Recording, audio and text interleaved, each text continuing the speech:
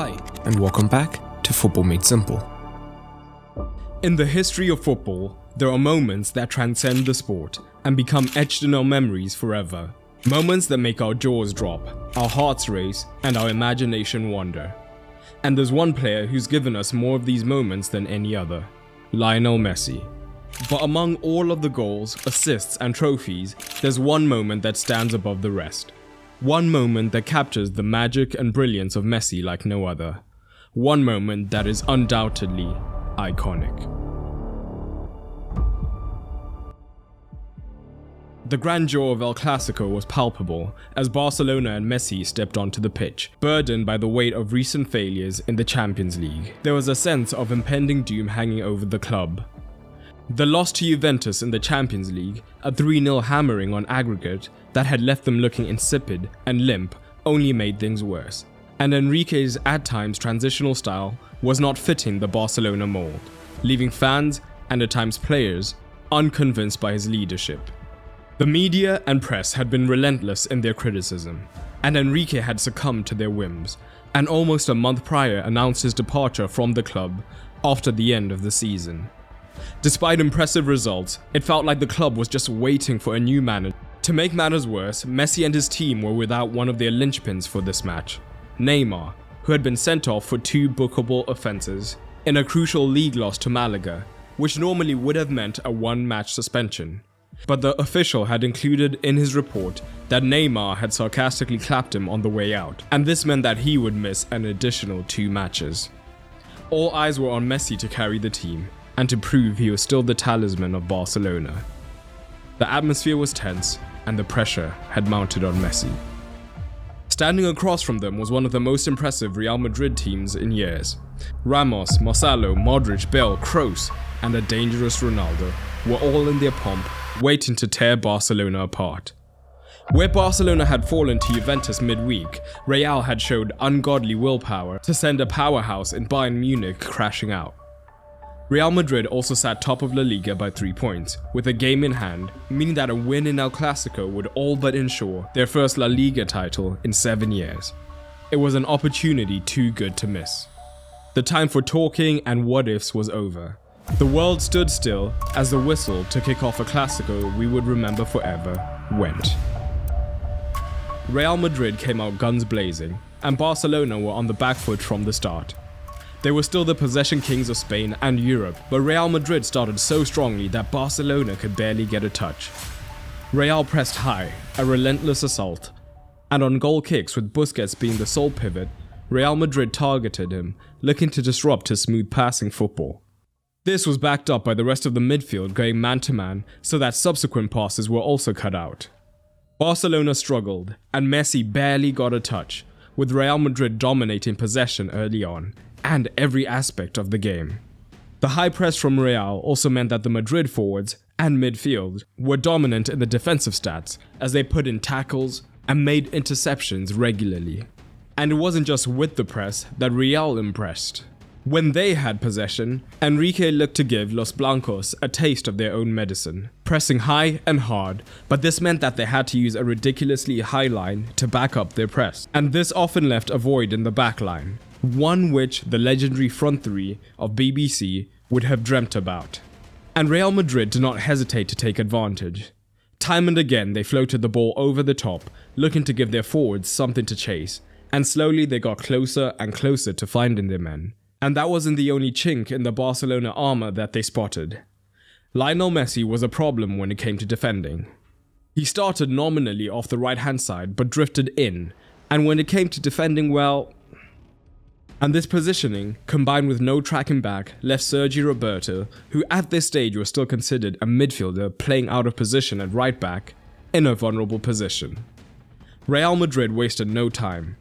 Early on, the front three was extremely fluid, with no dedicated right winger, so all three could come over to the left-hand side with Kroos controlling and Marcelo overlapping aggressively, looking to overwhelm Barcelona's right-hand side.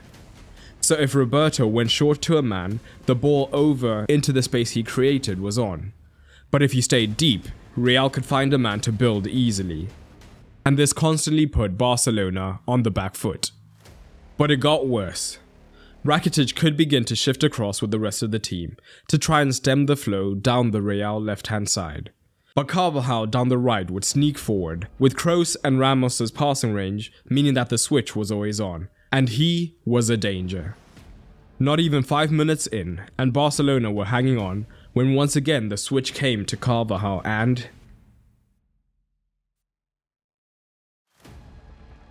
no penalty.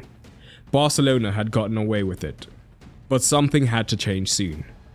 Messi had had just 3 touches in the opening salvo, and every time the ball broke to the Barcelona midfield, it seemed to bounce right back immediately. But that was until Messi decided to take control. On 4 minutes 20, with Real still pressing hard, Messi dropped into the midfield, looking to receive, but yet again the pressure meant that Iniesta's pass was intercepted. But this time the ball broke to Messi, and where everything had seemed hectic before, when Messi got onto the ball, time seemed to slow down. He held on to the ball for a few seconds, and for the first time in the game, Barcelona had even a short stint of controlled possession. And when Barcelona had the ball, Madrid defended in a lopsided 4-4-2, with the dangerous duo of Ronaldo and Benzema at centre forward. Initially, Gareth Bale was on the left wing and dropped deeper, so Modric operated in the hybrid role on the right, becoming a right winger if Barcelona had the ball down the left, otherwise staying as a central midfielder. Barcelona's possession had increased, but even when they had the ball, they lived in the danger zone. Their attacking structure meant that they often had both fullbacks advanced, as both of their wingers on paper, in Paco and Messi, tucked in centrally, and the centre-backs pushed high to try and pile the pressure onto the Madridistas. But once again, they looked shaky, as the centre-backs were isolated against the pace of Ronaldo and Benzema, with Bale and Marcelo not shy to join in. The centre-backs looked desperate at times, looking to use an offside trap, as they knew they'd struggle to keep up with the pace.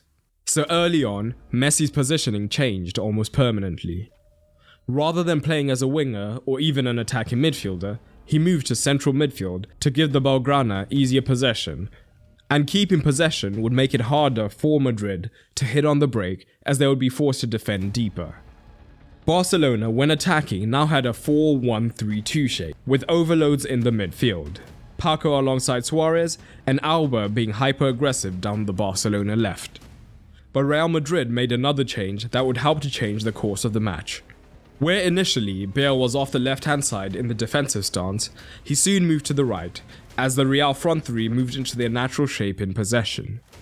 Before, Modric was the widest midfielder on the right, and with his engine and defensive nous, he could at least do a decent job in covering the region.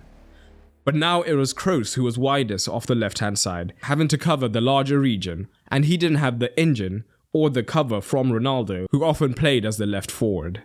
Barcelona smelt it immediately. With Messi deep, Rakitic moved high into the right-hand half space. Before, the midfield had been man-to-man with Kroos covering Busquets.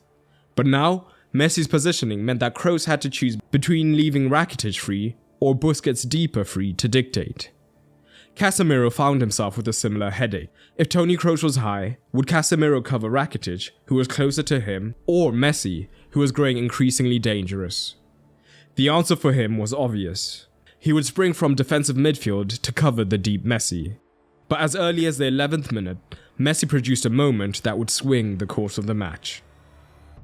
With the ball deep, the Madrid midfield was man-to-man, with Kroos dragged deep by Rakitic and Modric on Iniesta, meaning that Busquets had the easy pass to Messi. Casemiro sprung forward, but made the mistake of letting Messi turn. The Argentine almost got past him on the first time, but came back for seconds, easing past one of the best defensive midfielders in world football like he wasn't there. Or at least it seems so. See, Messi and Casemiro were no strangers, and these two had a storied history. In fact, there is no one opponent that Casemiro has lined up again more often in his career than Messi. He's had successes, times where he's left Messi looking ineffective, but if this was a 1-versus-1 battle, he had gone behind early. Messi crashed to the floor, but these two old rivals almost respected their dynamic. Sometimes I'll get past you, and other times you'll slice me in half. Casemiro helped Messi up, but the yellow card he picked up this early on could be a problem. The game had changed, and since Messi had taken control, the possession had swung to Barcelona. Real had swaggered early on, but now they began to sit noticeably deeper, with less pressing and more dependence on the transition. And Messi was not a one-man army. Enrique's possession structure was working a treat. Getting Alcacer to tuck in early was only made possible by the uber-aggressive Alba on the left-hand side being willing to maraud up and down the flank.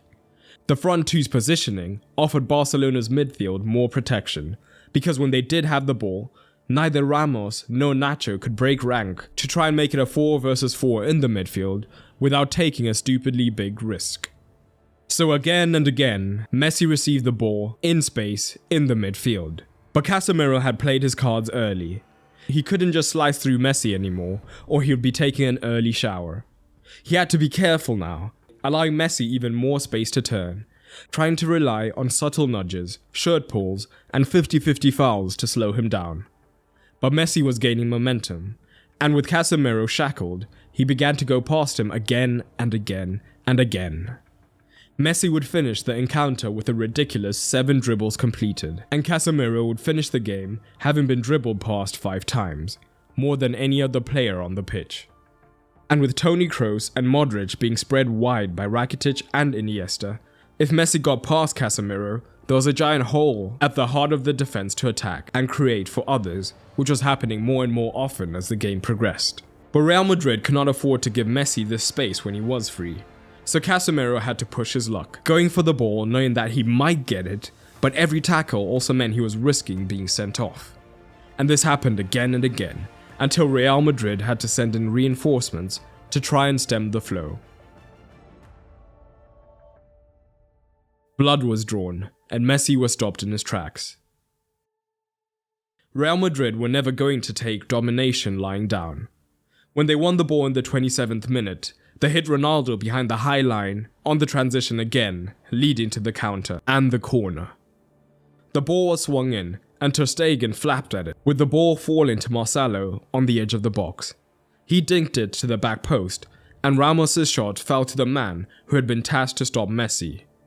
And he made no mistake. 1-0 Real Madrid. Messi bit down on his bloody tissue. The game was just starting. Now with the lead, Real Madrid sat deeper in a 4-4-2 and pressed even less, meaning that the midfield unit of Barcelona was even higher up the pitch. This made it harder for Benzema to occasionally step in to make it a 4 versus 4 in the midfield. Instead, Kroos had to be dedicated now to pushing onto Busquets if they wanted to shut him down. And the Blaugrana could shake things up, especially when Kroos was high on Busquets, where they would then switch to more of a midfield box, with both Messi and Rakitic high, looking to create a 2 versus 1 against Casemiro, so that if the ball came through, at least one of them would be free, with the goal usually being to get Messi free. Within minutes of going behind, Barcelona found themselves in position. Modric and Kroos were on Busquets and Iniesta, which again left room in the right-hand half space. Down the right, Gareth Bale had tracked back, but Kroos naturally stayed narrower, and Ronaldo's role was not really to track back. Rakitic now drew Kroos, leaving Messi free to drop in. Casemiro followed, but it was too late, and he couldn't risk another foul. Iniesta on Modric, Rakitic tying up Kroos meant that Busquets was free, and Messi fired a pass into him.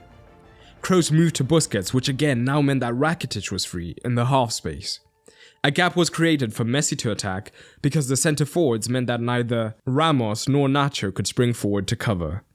Rakitic pulled the ball back and Messi. Not a spark of joy on his face. Pure rage. Barcelona control and Real Madrid hanging on.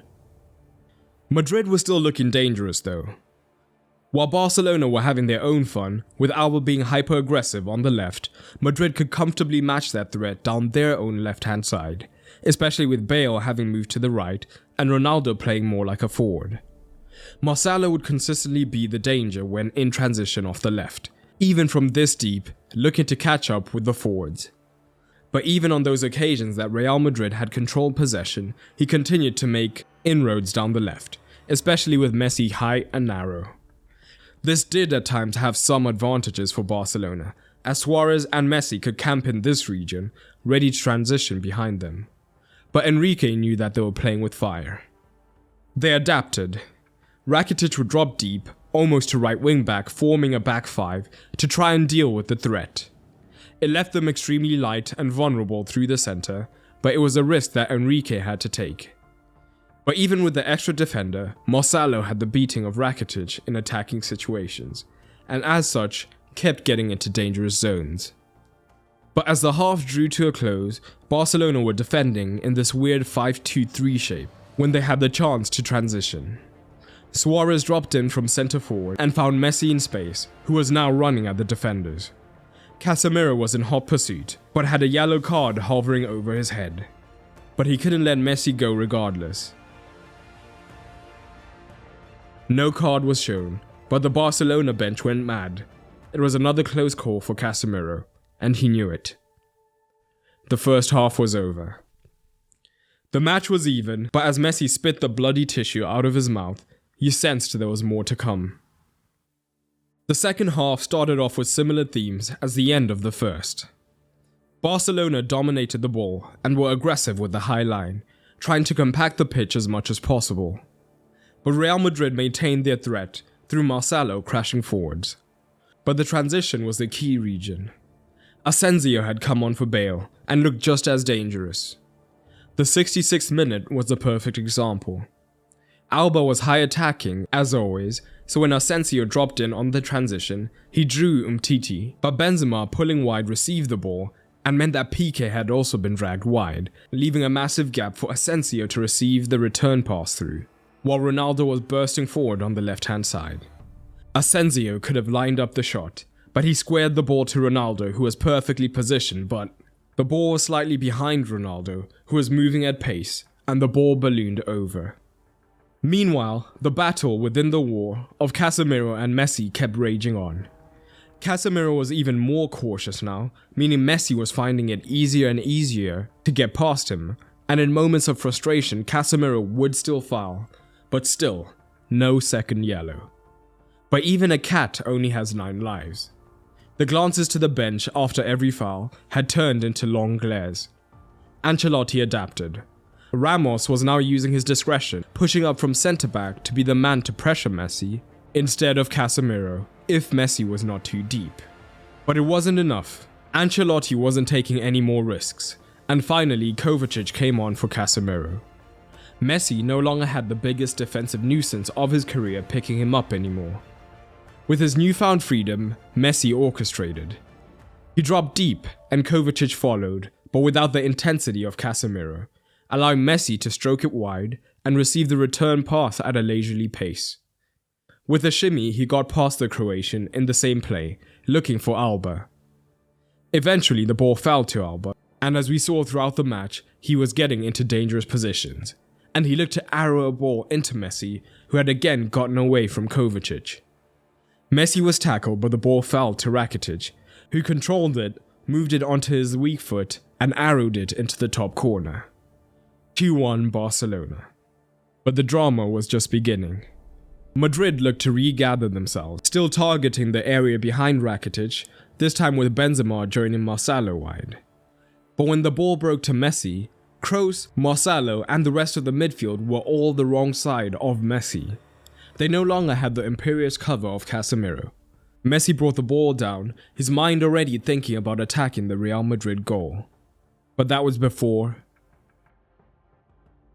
a potential career-ending tackle. The red card was instant.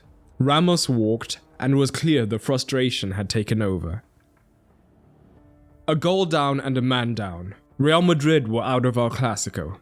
They put their heads down and knew they had no chance of making a comeback. Except, it's Real Madrid, so of course they didn't think any of that.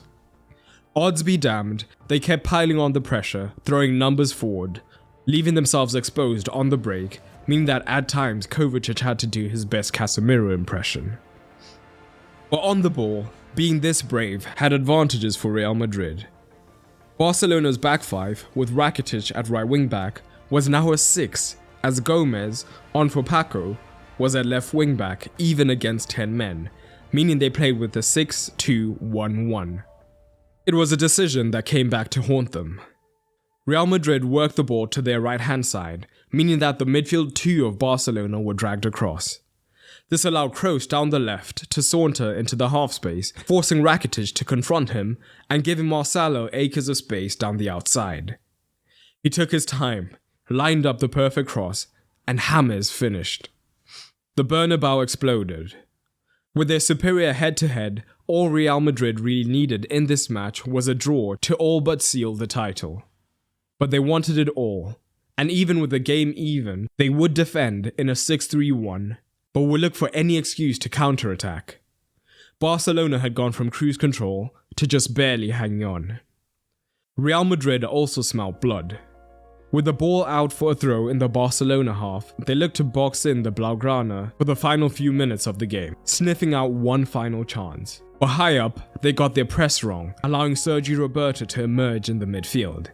He got past Modric, and Marcelo, having been booked for his early attack on Messi, pulled out of the tackle. All of a sudden, Roberto was running at the back line. As he had all match, Jordi Alba galloped down the left and got on the ball. While everyone else on the pitch looked to run as fast as they could towards the Real goal, Messi calmly paused and assessed. And in that moment he saw it, the space, the opportunity. Like clockwork, as they had done so many times over the years, Alba rolled the ball back down to Messi in the 92nd minute, and he produced a truly iconic moment.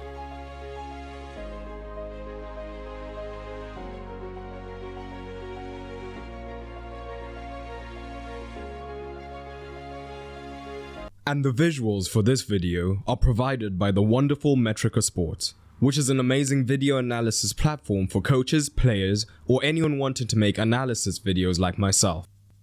It allows you to create and share amazing illustrated analysis videos in an intuitive manner, and the best part is, if you want to check it out, by using the code FootballMadeSimple at checkout, you can get a nice 5% discount.